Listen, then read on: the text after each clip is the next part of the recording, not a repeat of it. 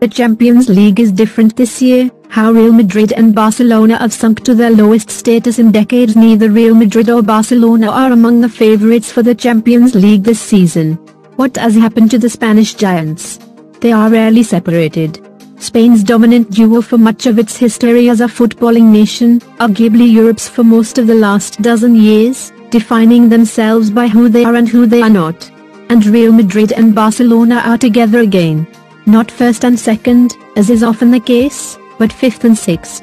According to the bookmakers, who are famously rarely wrong about such matters, they are the fifth and sixth favourites to win the Champions League.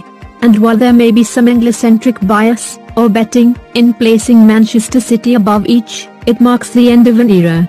It is hard to see either Real or Barcelona among the continent's three best teams.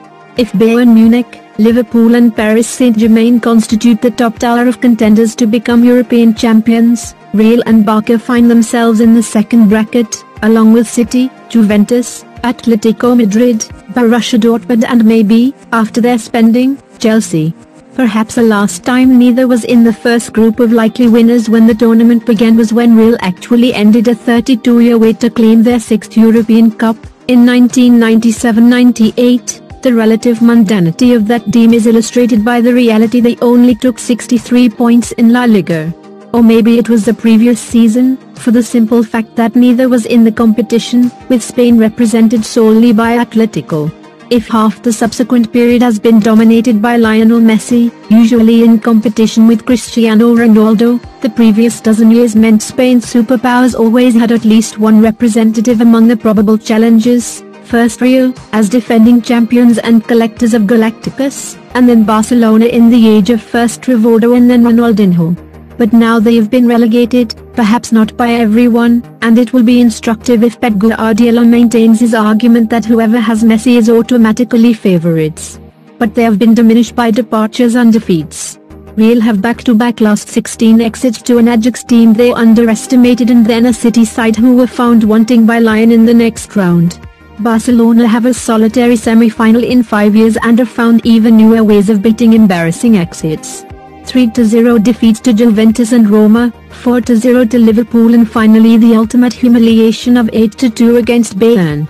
There has been a tendency to assume that because they were Barcelona and because they had Messi, there was a quasi-inevitability to their status among the best, but results suggest the 2015 triumph was a final hurrah, as well as a first one for the combination of Messi, Neymar and Luis Suarez.